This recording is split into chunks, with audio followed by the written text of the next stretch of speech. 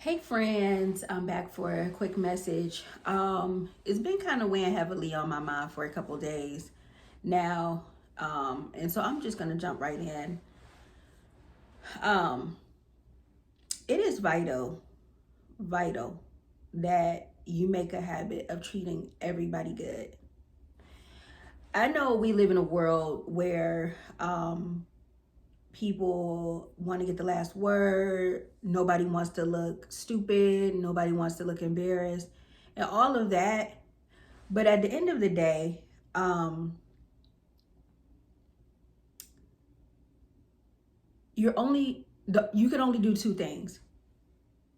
You can treat people good and let God handle the rest, or you can feel like you have it covered yourself and do it your way and block your own blessings. Literally, those are the only two options. Um, when I say treat people good, is it doesn't mean that if somebody's mistreating you, that you have to just stay there. You have to deal with whatever they're dishing out. If somebody's hitting you, you have to just sit there. No, it doesn't mean that. It means that, for instance, if somebody wrongs you, just go about your business. Let them go their way, you go yours. You don't need to retaliate. You don't need to, oh, I'm going to show her, or I'm going to show him. You don't need to do all that. Just go about your business. And I'm only speaking for what I know. And I don't care if this is a family member, an ex, a friend. I don't care who it is. Homeless man or woman on the street, whoever it is, just make a habit of treating everybody good. Reason why I say that is because I had thought about, now I'm getting ready to tell my age. Do y'all remember the Maury Povich show? So it was like a show. It's for those who don't know, it's like a TV show, like I don't know what you would call it, but it was like a show back in the 90s where people came on and, told their business or whatever. And Maury tried to solve the problem, whatever the case may be. Anyway, he had a number of episodes where the man or woman would come on and they thought their spouse or their boyfriend, girlfriend, or whatever the case may be, their significant other was cheating on them. So one way Maury would go about trying to prove if they were really a cheater, would be to put like a beautiful, or really handsome decoy in what they call the green room. Okay. So the green room was just like a little relaxing room that you go in before, the show starts or while you're waiting to come out or whatever the case may be. So he put a hidden camera in the green room. And most of the time, the hidden camera would reveal that the person who was accused of cheating actually was a cheater. A lot of times it would be a man or a female. That way you could hear them talking, and the decoy is like, they're doing their job. Basically acting like they don't know that if the person has a significant other or they don't care. They're just putting on a show to see if they can reel the person in to prove if they're a cheater or not. And from what I seen, most of the time, the person failed. They would fall for the okie doke. I don't know how, because they should have known if they were going on a Maury show, that's how he get down. But anyway, that's neither here nor there. But I thought about that, and I said, that's how God do us. Not that God wants to play a game with us or that he doesn't know us, but he does give us free will. Free will is a thing. Sometimes God puts us in people's lives and put people in our lives just to sit back, cross his arms, and see exactly what we're going to do. You know, see how we're going to handle it. And depending upon how you handle it is depending on you if you deserve those blessings or not. Yeah, he know that the person might have wronged you. The person might not even done anything to you. Some people are just nasty like that. But at the end of the day, he's sitting back watching you to see what you're gonna do. Now it's for both. It's both for both parties. You might be the decoy. You might be just minding your own business, doing whatever you want to do, or need to whatever, and then a person comes in and they either treat you right or treat you wrong, and their fate is dependent upon that. So I tell my 3 children all the time, like under no circumstance, treat everybody right, period. Don't go around wishing bad on nobody. Oh, you gonna get with somebody that's gonna, don't do that. Don't do that. Whatever they got going on, let that be them.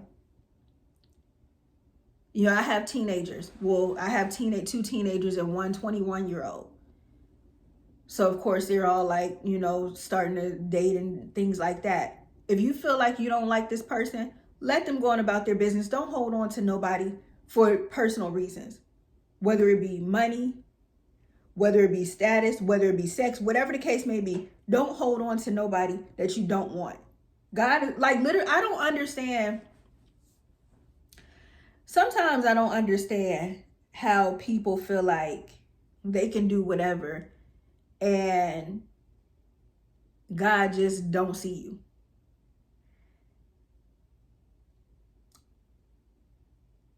It's kind of hard saying that, because then you get that, oh, you think, oh, everybody, no, ain't nobody perfect, I understand that. I fully understand that. But God is able to decipher the people who are intentionally doing people wrong versus those who just messed up. Because that's the thing too. But if you intentionally, oh, I'm going to hold on to him because he give me money and da-da-da-da-da, like you're making a conscious effort to hold on to somebody for your personal gain. God see that. God see you. God see me. It ain't. I'm talking to myself too.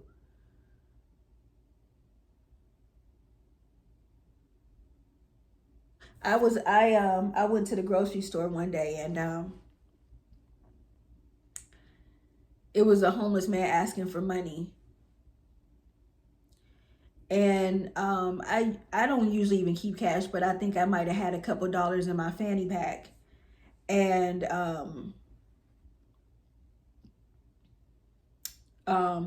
so I said, yes, sir. Because again, he was an older gentleman. I said, yes, sir. The fanny pack was in my car. I ran to the car and got it, and I gave him the money. So I guess behind me walks a younger girl that actually worked inside the grocery store. And I turned around because he must have asked her too, and she was like, no. Ugh. Like she had an attitude. Man, y'all don't know how that grinded my gears, because I cannot do disrespectful kids. I just can't. I can't. I didn't say anything to her, but it instantly made me think, like, she don't even know if God placed that man there. Now, I'm not saying to give people money just because they ask for it. I'm not even saying that if you don't have it, you're going to be condemned for it. No, I'm not saying that. But the disrespect, that man was old enough to be my grandfather and probably her great-grandfather. It's a thing to just say no, sir, and go about your business.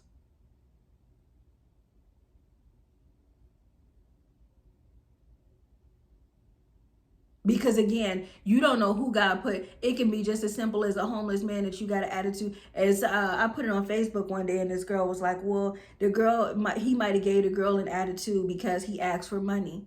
I get that. I get that.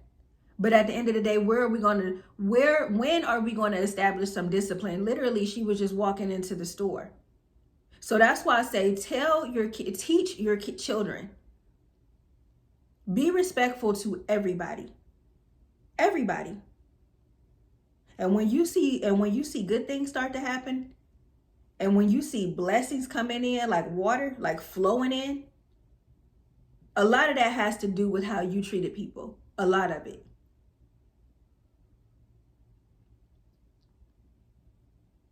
Because God saw when you had every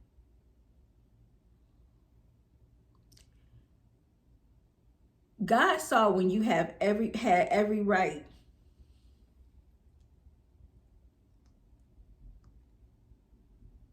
Hold on, y'all.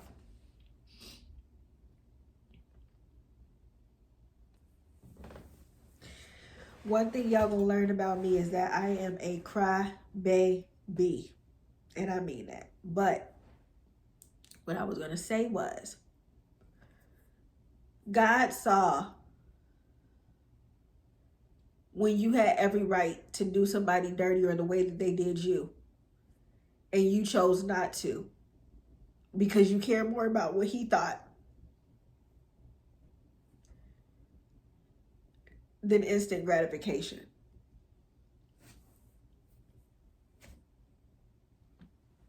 That was the video, guys. That was the video. I appreciate everybody for watching.